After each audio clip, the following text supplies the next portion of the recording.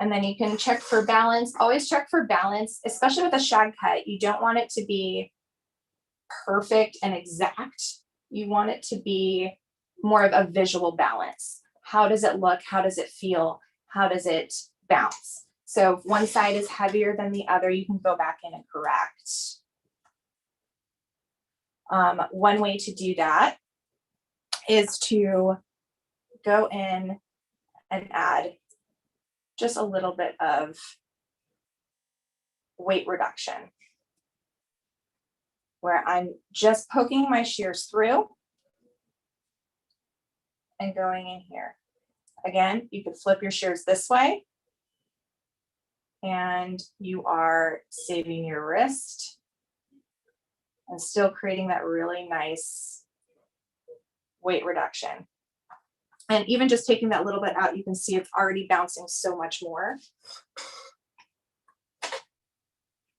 And so now you can kind of, again, check for balance. I'll kind of like to fluff it a bit just to kind of see how it wants to move.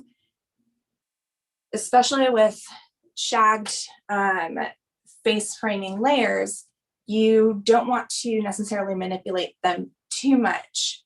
The point of them is that they are really kind of doing the work for themselves. Like they're moving in the way that you want them to and that you've cut them to. If you want to add a little bit of texture to the fringe area, you can go in and just point cut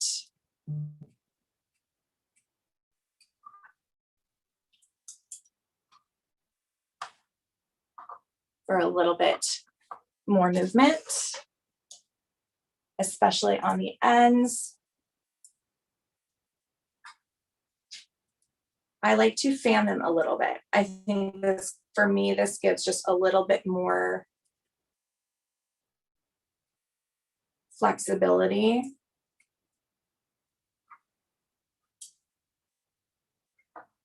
And then anytime I do any texturizing, I always like to comb it out just so I can see kind of what it's doing. And I'm really liking how that is falling.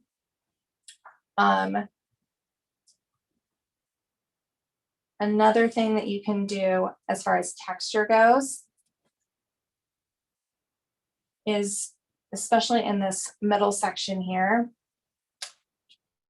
after you just break up any harshness, you can go through, and this is honestly one of my favorite ways to add a little soft texture. You can take your section and then you're just going to reverse point cut. So you're just going to add just some soft texture. And then you can, again, comb, and it just adds a little bit more floof. Floofing is a very technical term.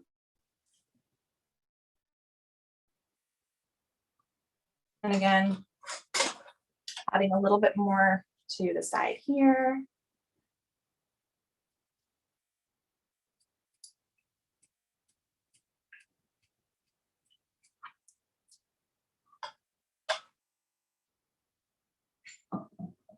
And I love, one of the things